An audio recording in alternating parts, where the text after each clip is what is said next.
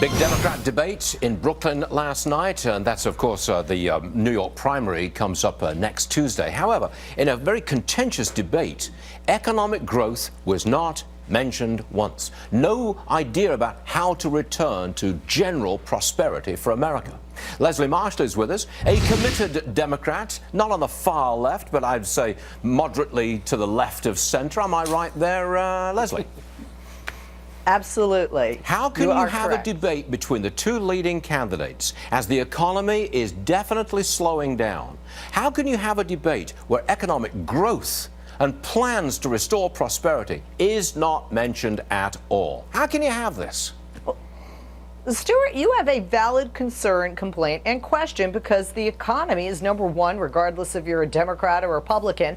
But remember, last night was not a general election debate. This is a primary debate. And what we saw was a catfight between two people that very much want and need the votes in the state of New York within their party, the Democrats, and had to poke holes in the strengths of each other's campaigns. And that's why you constantly would hear Hillary Clinton talking about Bernie's ideas are great, but he can't get any laws passed with regard to them. Look, both of them want to raise taxes, spend a whole lot more money, and they don't care about the debt.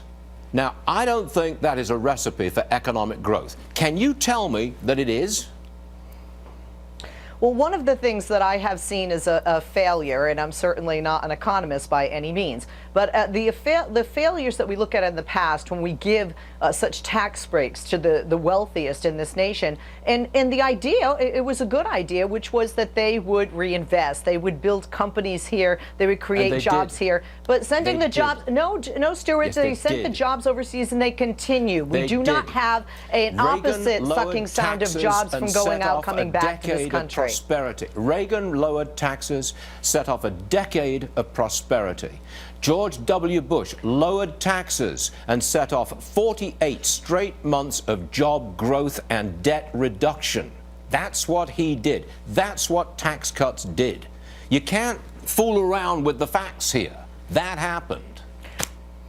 I'm not fooling around with the facts, but we also have to look at the lack of reinvestment economically in our own economy, because there was not the job creation there could have been with those breaks. There was not the creation of products, goods, and companies here, but rather in countries like Mexico, China, India, Bangladesh. There were investments in Turkish bonds, not in American infrastructure, not in American jobs, and certainly not in consumerism with products that are made in America, or the ability with plants to build and create more jobs made in America. Totally wrong. I'm totally wrong. All right, Leslie, let's move on to Bernie Sanders. As you may know, he's visiting the Vatican today. He's commenting what he calls dirty energy. Watch this. There is no area where that is clearer than in the area of climate change. The greed of the fossil fuel industry is literally destroying our planet. The scientists are virtually unanimous.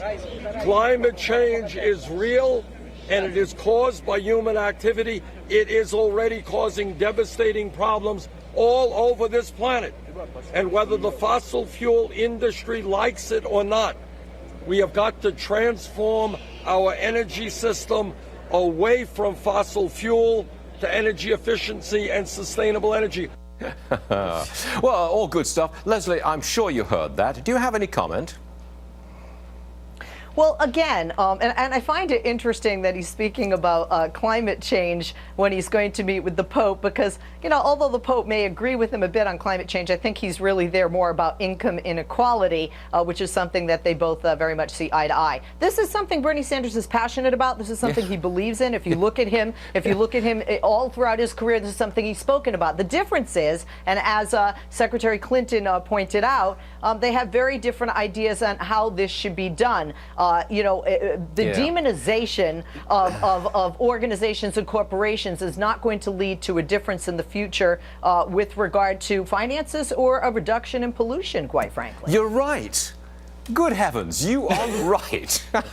Thank you very much indeed, Leslie Marshall. You know, you can come again. Oh, we're leaving it at that, right? Thanks for being with us.